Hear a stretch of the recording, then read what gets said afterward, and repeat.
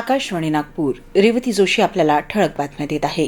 जागतिक जल दिन आज साजरा करण्यात येतोय. जागतिक जल दिन 2026 ची संकल्पना पाणी आणि लिंगभाव ही असून या मोहिमेची घोषणा जिथे पाणी वाहतं तिथं समानता बहरते अशी आहे. या निमित्तानं पंतप्रधान नरेंद्र मोदी यांनी नागरिकांना शुभेच्छा दिल्या आहेत. त्यांनी अधोरेखित केलं की पाणी हे केवळ जीवनाचा आधार नसून पृथ्वीच्या भविष्याला आकार देणारा महत्त्वाचा घटक आहे. प्रत्येक थेंबाचं महत्त्व ओळखणं ही आपली जबाबदारी असून त्याचं संरक्षण करणं हे नागरिकांचं कर्तव्य असल्याचं ते म्हणाले. उन्हाचा दाह वाढत असल्याने मेळघाट व्याघ्र प्रकल्पातील वन्य प्राण्यांची तहान भागवण्याच्या दृष्टीने 240 पाणवठे तयार करण्यात आले आहेत. काही ठिकाणी बोअरवेल तयार करण्यात आले असून या माध्यमातून वन्य प्राण्यांची तहान भागवली जाते.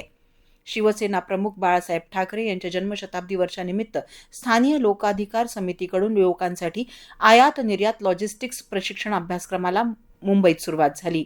शिवसेना भवन इथे माजी मुख्यमंत्री उद्धव ठाकरे यांच्या उपस्थितीत या अभ्यासक्रमाचं उद्घाटन झालं. अशाच प्रकारचे वर्ग राज्यभरात सुरू करण्याचा आपला मानस असल्याचं ते म्हणाले.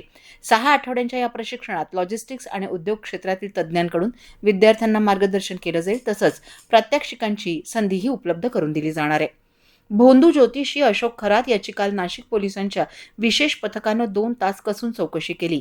खरातच्या कार्यालयातील एक सहकारी पोलिसांच्या ताब्यात असून त्याच्या माहितीच्या आधारे पोलिसांनी ही चौकशी केली आहे. दरम्यान या प्रकरणातील पीडित महिलांची ओळख पटेल अशा प्रकारच्या कोणत्याही बातम्या देऊ नये.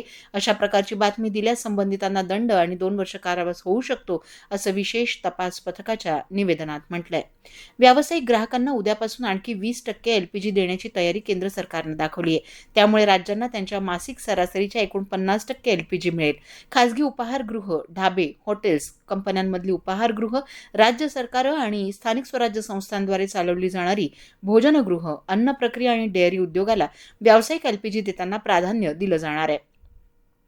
आर्थिक वर्षाच्या शेवटी मालमत्ता खरेदी दस्त नोंदणीचं प्रमाण वाढण्याची शक्यता असल्यामुळे सुट्टीच्या दिवशी दुय्यम निबंधक कार्यालय सुरू ठेवण्याचे निर्देश देण्यात आले आहेत. त्यानुसार दिनांक 26 मार्चपासून सलग ही कार्यालयं सुरू राहतील.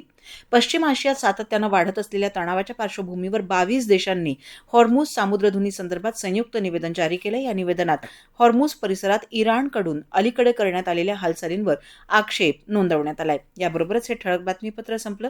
या पुढील ठळक बातमीपत्र आपण सायंकाळी 6:15 ऐकू शकाल. नमस्कार.